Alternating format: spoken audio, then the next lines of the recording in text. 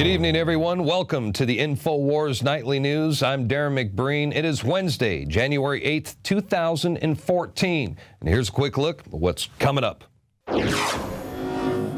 Tonight, as radiation readings soar on the West Coast, Infowars sends a team to report what the mainstream media won't. Regardless of the source, what does it mean for you and your family's health? All that and more, and live reports from the West Coast on tonight's Infowars Nightly News.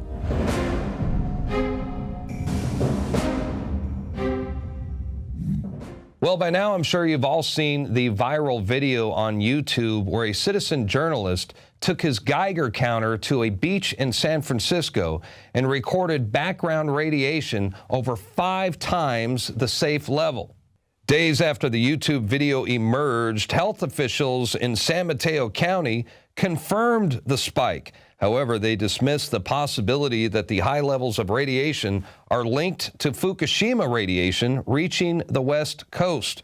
And don't forget that experts have concluded that the radioactive plume from the nuclear accident in March 2011 will reach the U.S. coast by early 2014. So the question is, has Fukushima's radioactive wave already hit California? Now, in a new development, an electrical engineer who's designed Geiger counters over the past 40 years, well, he took his own measurements in San Francisco and found hot spots that are a staggering 14 times the normal background radiation. And for more on this, we go to Infowars reporter Jakari Jackson and crew who are live on the scene in San Francisco, equipped with their very own Geiger counters. And Jakari, what do you make of all this? I mean, we don't know whether or not the radiation hotspots are because of Fukushima, but we do know that the radiation levels are up, and that is indeed a fact. And that would pose a significant health risk, don't you think?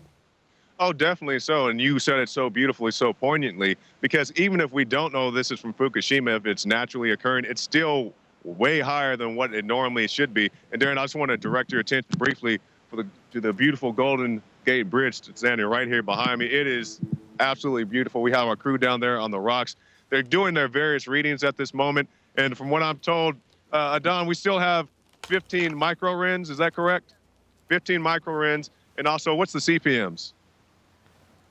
The crew is checking out our equipment here on the Geiger count. About 42 CPM.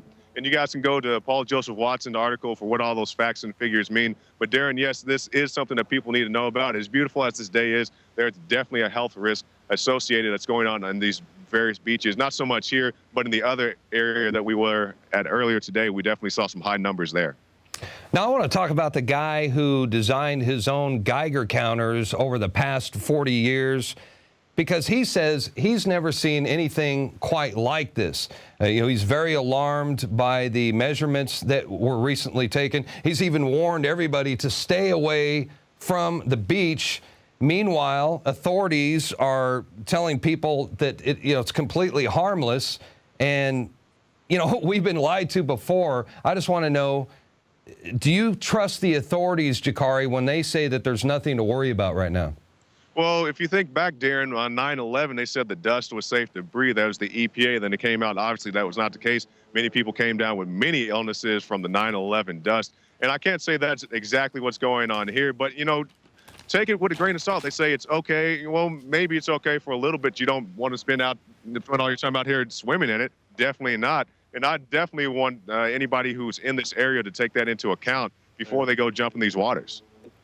Well, I tell you what really got my attention recently, and that is the fact that the federal government, they're acting like they're preparing for some sort of nuclear emergency right now, because we now know that the Department of Health and Human Services, for example, they just ordered an unprecedented 14 million doses of potassium iodide, which, protects the body in the event of radioactive poisoning. So the federal government, they are already acting as if there's been a severe nuclear accident. Does that concern you as much as it does me? Oh, yes, it concerns me not only as a journalist, but as a just general citizen. Now, of course, I don't live here in this beautiful state of California. We are in Austin, Texas. But regardless of where you are, this stuff spreads. It's not just going to stay here on the California coast, whatever this radiation is, whether it's Fukushima, whether it's other types of radiation, these things spread. So you definitely need to be aware of that. And on that note that you made, Anthony Gucciardi called those guys up and they hung up on them because they didn't want to talk about why they're ordering so much of this, of these materials. Well, tell us about, you took your own Geiger counters out there. What have you guys found out thus far on your trip?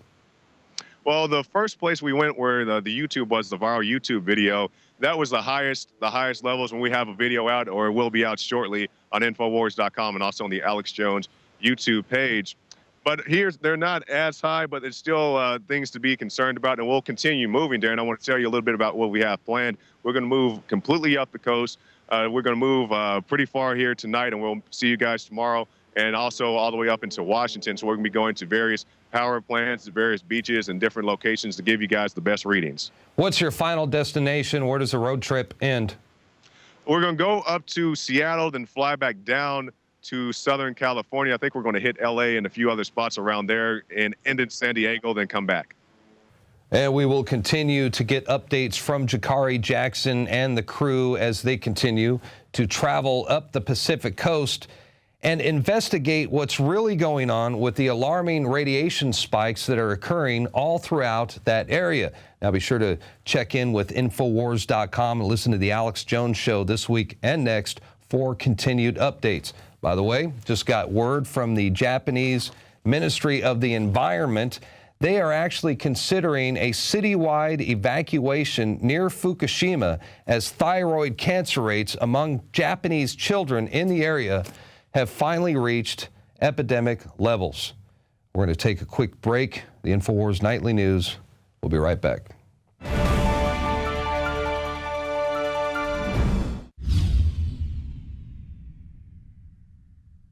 My friends, Alex Jones here to tell you about some of the most important information concerning you and your family's health. Radiation levels have more than doubled in the last 60 years in the Northern Hemisphere from all of the nuclear testing and radiological accidents. Radioactive contamination is now in most of the food supply. There's only two ways to avoid this. Move south of the equator or properly protect your thyroid with nascent iodine. Looking to protect my family, I've done deep research. Nascent iodine is the purest, cleanest, absolute best form of iodine to protect yourself and your family. It's made right here in the USA, completely non-GMO. I searched out the best quality and now have developed a double-strength form of nascent iodine, exclusively available at InfoWarsLife.com. Nascent iodine is on record as one of the only safe ways to detox from fluoride poisoning. Survival Shield Nascent Iodine. Secure your super high-quality nascent iodine today at InfoWarsLife.com. That's InfoWarsLife.com. Introducing Pro One. All of your filtration in one system, portable, on the go. No more do you have 2 or 3 filters to just reduce sodium fluoride. You have a system that cuts out the sodium fluoride and up to 95% of hydrofluorosilicic acid. Advanced manufacturing technology combines silver-impregnated white ceramic with new Aquamedics advanced media for removal of fluoride and other heavy metals, all in one filter element. It is the only one that does it, and out of the gates, we have it discounted at 10% off with promo code WATER. This is the only system that in one unit helps reduce or remove pesticides, herbicides, chloramines, ammonia, and chlorine, hydrofluorosilicic acid, the most common form of fluoride not covered by other fluoride filter brands, and sodium hexafluorosilicate. Get your Pro Pure with the new Pro One filter today at InfoWarsStore.com or by calling 888-253-3139.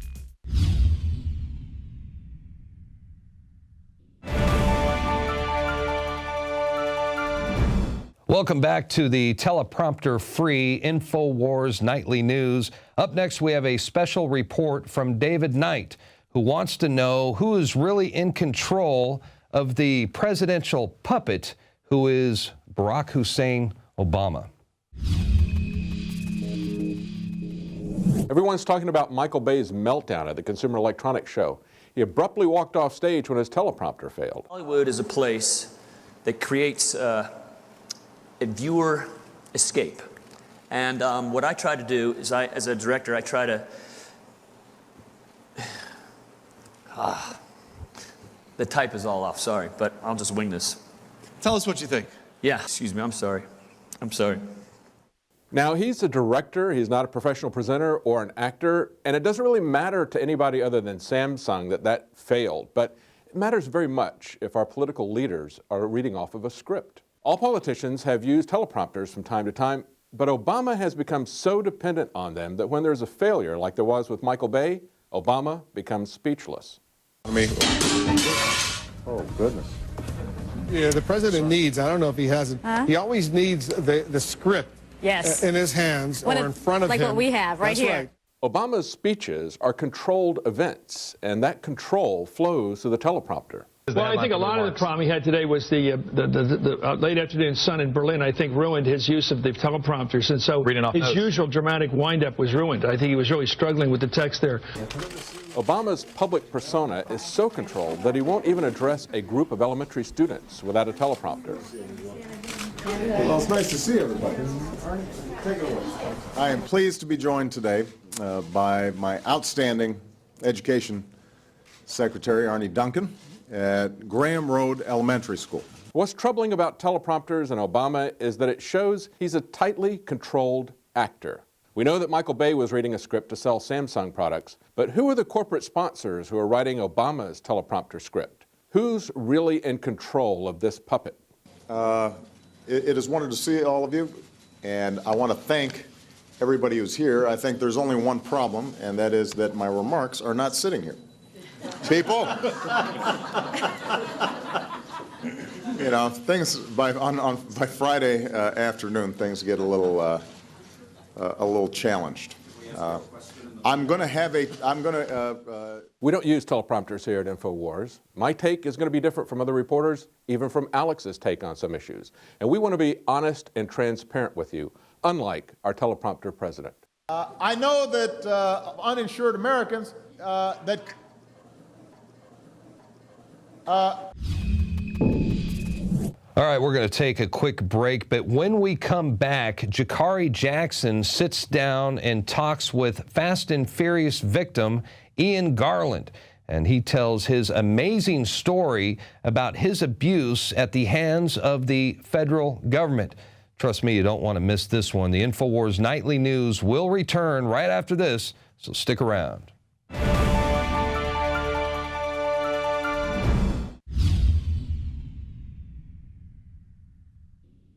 I'll be honest with you, we're at a major crossroads. My radio show has almost become passé for many because all of the incredibly radical sounding things that we've talked about the last 18 years on air are now public knowledge. Almost everything we've discussed is now being reported by mainstream. As this tyranny is admitted, as Congress has hearings about Obama being a dictator, basically, if we don't educate the general public about this now, and explain to them that if the precedent is set for the office of the presidency to be dictatorial and autocratic, that will be passed on to future generations. And that's why the new January 2014 edition of Infowars magazine is now out. And I think it's probably the best cover we have ever had. We see Obama as the classical third world dictator, and that basically is what he is becoming. And there are 5 different articles about the transference of power and the degeneration of our republic into a bureaucratic dictatorship with the president as the dictatorial head. There's a bunch of other gun control articles and essay stories. I'm really proud of the first issue of 2014. Guaranteed 2 or 3 people that you hand them to will end up reading it. And even if somebody else doesn't read it, they'll leave it laying somewhere and somebody else will read it. This is a very effective way to wake people up. It's a great tool. Instead of costing $10, $15, $20 like a book, you can get it as low as $1 a piece in bulk to get out to your friends and family. So that's InfoWarsStore.com to subscribe to the final year of subscriptions, and you can always continue to buy them in bulk at InfoWarsStore.com or by calling toll-free 888-253-3139.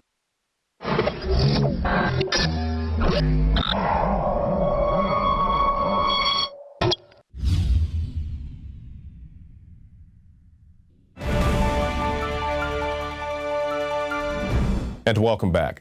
We know about the deeds of the ATF. We know about the death of Brian Terry. We know about the guns going to Mexican drug cartels. Now there's a new chapter. Ian Garland, a gun shop owner, reported deeds to the ATF, and they did nothing. He reported not only to the ATF, but to the FBI and other agencies, proof that this system is not designed to work, proof of selective enforcement. He joins us now to tell us an incredible story that you will only hear here. Thanks for joining us, Ian. Thank you. All right, now for our viewers who are not familiar with your case, can you tell us a little bit about how you came involved with the ATF? Yes, I opened first I moved from California to Chaparral, New Mexico, which is right next to El Paso, and I opened a gun store here in Chaparral and in El Paso, Texas. I was part owner of a gun store, and I started making sales, doing okay, and then I had some government officials from the city of Columbus one day come and buy several firearms. They filled out the appropriate paperwork and passed the background checks, and then they came back a month later and wanted to buy 10. And I said, well, what do you want a 10 for? They said, we need them for our family protection along the border there, some for other officers. They buy, sell, trade them. And I'd already checked with the ATF, and that was okay. So I filled out the appropriate paperwork again. They all passed the background check. That was the mayor, the police chief, the trustee, and a couple of other people there associated with them. And a month later, they would come and buy some more. Then they'd leave it for a couple of months. And when you buy more than one firearm, I have to fill out a multiple reporting form. And I did that from day one. One copy goes to the ATF, one goes to the local sheriff, and of course, you call in the FBI background check. So I notified 3 different agencies for 18 months. And basically, they knew from the start these guys were smuggling, what they were up to as far back as 2007. And they let me continue, told me to keep selling 3 times. And next minute, I'm indicted on weapons charges of straw purchase. And I said, well, who did I sell straw purchase to? Aid and abetting. And they said, well, you let him buy for the police officer. I'm like, well, what does that matter? I'd already checked with the ATF. You said that's not a straw purchase. A straw purchase is when you buy for someone who can't. Yes. Yeah, exactly. And then here I am today. They lied in the indictment. They lied at the trial, the plea. And I fought it because these weren't machine guns, and also they used the wrong sentencing guideline book. That's very important. Not only did they lie about the machine guns, I had court documents where they did lie about the wrong sentencing guideline book. And every attorney I've spoken to said that wasn't a lie. They did it on purpose and thought they could get away with it. And Mr. Todd Cobley from Santa Fe, an attorney who stuck with me and fought this, won my freedom on Friday the 13th. And then I was homeless for 5 days walking around Las Cruces, which was unbelievable. I mean, they kicked me out in the street. I had no phone, no money, no car, no clothes, no ID. Oh, this just gets better. So let me ask you this, Ian. When you actually went into custody, did you have any property on you? No, they took it all. So, well, my question is, did you have any property that needed to be returned to you upon your release? Oh, yes. The only property I have is my laptop, a GPS, which my wife bought me for a Christmas present. I have my camera, and I also have some CDs of our wedding photos. We were married on July 4th, 2007, and they won't give them back, and no one can tell me why. I mean, this is like 3 years now. When can I have my things back? I don't have much left. So they still haven't supplied you with the devices, the personal effects that you had when you went in? Oh, yeah, I have nothing. The clothes I was wearing, they're gone. They threw them out. Wow. This is a horrible story, Ian, and I do regret that we don't have a whole lot of time to go into all the intricate details of it. But I just want to show that our viewers that you're a law-abiding guy. You know, you're doing the background checks, you're doing your due diligence, and I also have information that you actually reported some straw purchases and some other activities that you saw illegally at a gun show. Absolutely. I complained of what was going on at gun shows, how these people were selling to minors and everybody and anybody, and they had signs on their table saying no paperwork, no background check. And I had complained to the ATF and said, this is not right. And ATF tell me, oh, well, that's legal. I'm like, okay. So my customers come to me and say they want to go to gun shows, trade, buy, sell, collect. What did I do wrong?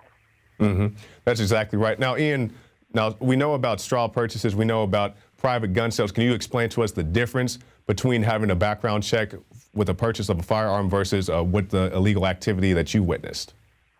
Well, I do my background check. It's a 4473 form. The person has to fill it out, name, birthday, social security number, etc. And I call them into the National Background Check Center. That's the FBI, and they give me a yes or no, and they give you a number that you put on the form, and that's kept for your record, and you write down the registration number of the firearm, and away the person goes. And apparently in Arizona, New Mexico, and Texas, that person can walk out the door and make a private sale, and then that firearm is off the books forever. And a private sale, as I said, you can sell to anybody, and the firearm can end up anywhere. And well, they do. You know, I've seen guns change 5 times through private sales within an hour. Oh. Well, Ian. And no, go ahead. Excuse me, sorry. I had one guy try to bribe me. I called it Leo incident, and it was well documented by El Paso ATF. He wanted to buy 2 firearms off me. I refused because it wasn't his ID. It was expired. And when I refused, he tried to bribe me $3,000 and the sale price of the firearms. And I said, no, we can't do that. And he left. After trying multiple times, he tried to bribe me that day. I said, no. So I called the police. I made a report. And then the guy follows me to a gun show again. And he just wouldn't leave me alone. Finally, the ATF got involved. Cut a long story short, they said I did an undercover sting with it, which was documented by the ATF. They got the guy. 2 weeks later, I'm down in my El Paso shop. Guess who walks in? Same guy. Same guy. I questioned the ATF about it, and they lied to my face. They said, yes, we got the guy. It led to something bigger. We can't talk about it. Thank you very much. I'm like, you guys lied to me. Oh, yeah. You wonder why in the end I didn't want to talk to you? Exactly, because you know as well as everybody else about the ATF Fast and Furious scandal, which you already alluded to, how they're giving guns to Mexican drug cartels, but you, the private seller, the business owner, doing all your sales legally and lawfully, they want to target you. Now, Ian, I want to talk a little bit about your incarceration with the time we have left. You were incarcerated in solitary confinement for over 400 days. Is that correct? Correct. 473 days in a small cell, freezing, sitting in raw sewage, cleaning it up with my underwear and hands, not once, not twice, multiple times, while they sat there and laughed. And that was at Las Cruces and at CCA in Estancia. I tell you, if my mother could see that, that would kill her. That was unbelievable how I was treated. Exactly. And people want to say, you know, it's not all the ATF, and I do agree there are plenty of good agents out there, but, you know, the mainstream media spin is that there were just 1 or 2 guys who went out there, went rogue, and gave these guns to Mexican drug cartels. It was very much more well-connected than just a couple of guys. Well, strange enough, John Dodson, we all know he was the whistleblower. He had had enough. You know, I mean, the government here didn't mind that they were killing thousands of Mexicans, but when one Border Patrol agent was killed, that, you know, John Dodson had enough, and he came forward. And today I met with the Consul General of Mexico and the Attorney General, Assistant Director of the Attorney General of Mexico for about 90 minutes downtown El Paso. And they're pretty PO'd at what happened. And I've given them my whole story, and they're going to file an official complaint. Can you tell us a little bit more about that encounter, your recent encounter? Yes. The Attorney General? Yes. Yeah, I was contacted that they wanted to speak to me. I guess they've never spoken to anybody before on the other side. They've heard the lies from the ATF and the government here, of course.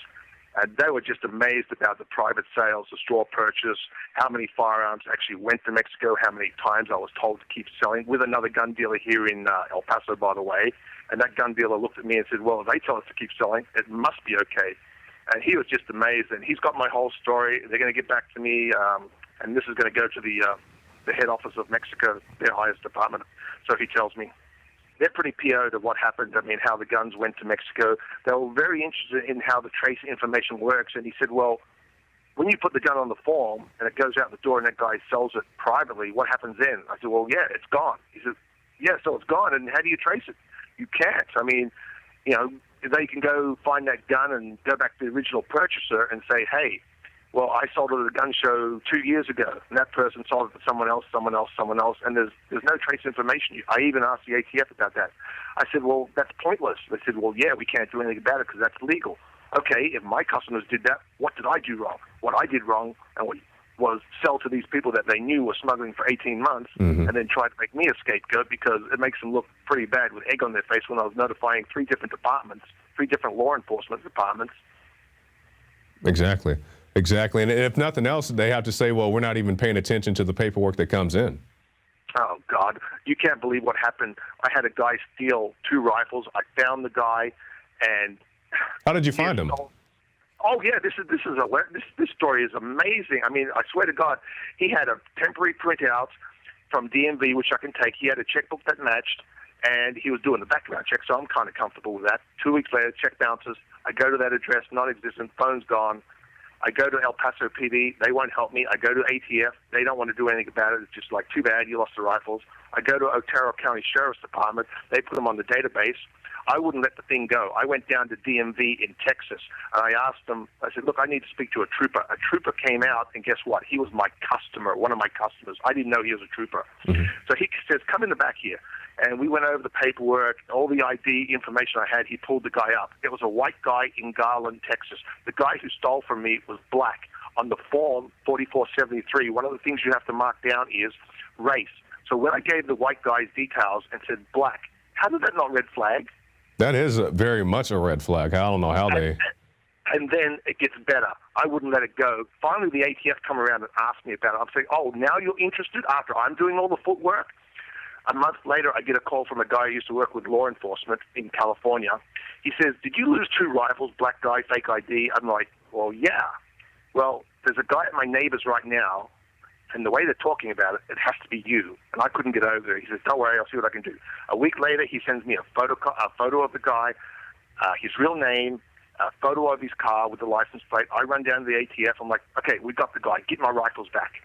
I hear nothing from him. I call the trooper. I had his personal cell phone. Nothing. I'm like, what the heck's going on? You know, this guy who was my witness said, hey, did you call him? Because no one's called me. I'm like, well, no one's returning my call. A week later, I get this call at 11:30 at night. Hey, I can't tell you anything about this, but I've been told to drop the case. Click. It was a trooper. Wow. My buddy does some more investigation. The guy is a confidential informant with the U.S. Marshal Service. The guy who gave you the fake ID? Yep. Yeah, wow. Swear to God. Swear to God. You only got my word on the phone here, but I swear to God. Yeah, it just gets better and better. And the marshals who transported me back from South Dakota, they walk into the airport, and I look at the guy and says, don't I know you? And he says, yeah, you know what? I might have bought a gun off you once or twice. He was one of my customers. I had a lot of law enforcement customers. He says to my face, we know you got screwed, dude. You weren't involved with those people. They even said on record during their interviews you had nothing to do with them, but they chose to prosecute you because you make them look so bad, letting them sell guns for 18 months, especially when they had direct connections with Jamie Avila. They knew about these guys for years. So that's what we're trying to get, and I'm trying to get this overturned and justice for this. Ian Garland, thank you for your time, sir. Thank you, sir. That's an incredible story, and I definitely encourage you to go to Ian's site, fastandfuriousjusticenow.org, for more details. And just how Ian is fighting this tyranny, resisting this tyranny, we have to do that as well. And maybe your thing isn't the ATF, maybe it's the NSA, maybe it's the TSA. This is the time to fight, and you can fight by getting involved with the contest, Resist the NSA and TSA Tyranny. You can get the cash prize of $10,000. Make sure you follow all the contest rules and get your submissions in on time. And also, if you like this broadcast and you would like to see it continue, stop by PrisonPlanet.tv and get yourself a 5-month free trial. That's special going on right now, so get yours today. I'm Jakari Jackson for the Infowars Nightly News, and we'll see you again tomorrow night.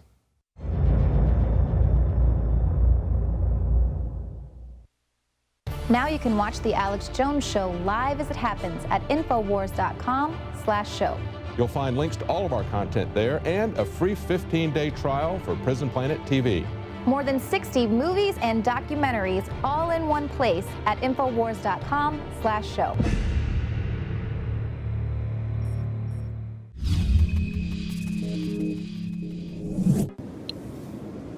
We're south of San Francisco, just a little bit south of Pillar Point Harbor at Surfers Beach, where the viral video was shot showing high radiation levels. So we're here at the bluffs. Let's see what these bluffs read out. So we have 60, went up to 72, 70. Now, the local newspapers here are reporting that a CPM of 30 is what's normal for this location. So we have 70 right now. Let's turn around to the black silt where the man in the video said he had very high readings and see what those read out. We're walking towards the beach. This is the black silt area. As you can see, the meter is picking up speed here. We jumped to 90, 104, 120, 128, 144, 162, still climbing, 194, 222, 240, 264, 262, 270, 284, 286, 292. And remember, they say 30 is what's normal for this location. So high radiation levels right here. So we're about 270, 276. So we're maxing out around 280 or so. And remember, 30 is what's normal for this location. Now they're disputing that this isn't the cesium-137. They're saying this is radium and other things that naturally occur in the environment. Whatever it is abnormally high. And so we're going to be out here all week long, not just here in California, but driving all the way up the coast to see what the locals think about these situations and what they think it is. This is Jakari Jackson for Infowars.com. Alex Jones here with a message to fellow freedom lovers. The prognosis for the entire planetary economic system runs from bad to worse. The globalist model is to shut down societies and starve patriots out until they acquiesce to the global takeover. That's why we've assembled the most vital and important preparedness items at InfoWarsShop.com. These are items that I did research on, that I personally use. We've got the life straw, so you can turn fetid water into safe water anywhere you go. The K-Tor hand crank generator to charge up key equipment during power outages or out in the field. Strategic Relocation, 3rd edition by Joel Scalzo. When Disaster Strikes by Matthew Stein. ThyroSafe, used by Homeland Security to protect yourself during any radiological event. Hand crank shortwave AM/FM radios. Everything that we've researched and found to be the best is available at InfoWarsShop.com, and your purchase makes our InfoWar possible. We're getting prepared. Are you? InfoWarsShop.com.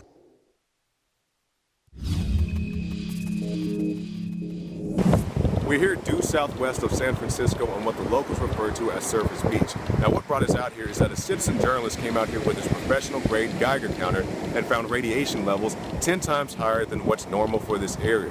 Also, health officials came out here and found 1,400% higher than normal levels of radiation. Also, we ourselves found 13 times, that's 1,200% higher than normal levels of radiation. We are also using a professional grade Geiger counter in the micro-REM system. Now, there's been essentially no media coverage of this. Of course, we here at Infowars and also DrudgeReport.com are covering this. But aside from a few local papers, nobody's talking about this very important issue. Why is there so much radiation that's naturally occurring? Is it from Fukushima? What is the source of this? And we want to find out the source. That's why we've taken the initiative. We're going to be driving all the way up and down the west coast of the United States of America. We're going to stop at power plants. We're going to stop at beaches. We're going to find out what's really going on and what the source of this radiation is. You can tune in to PrisonPlanet.tv, Infowars.com to get all the information you need to know about the radiation blackout.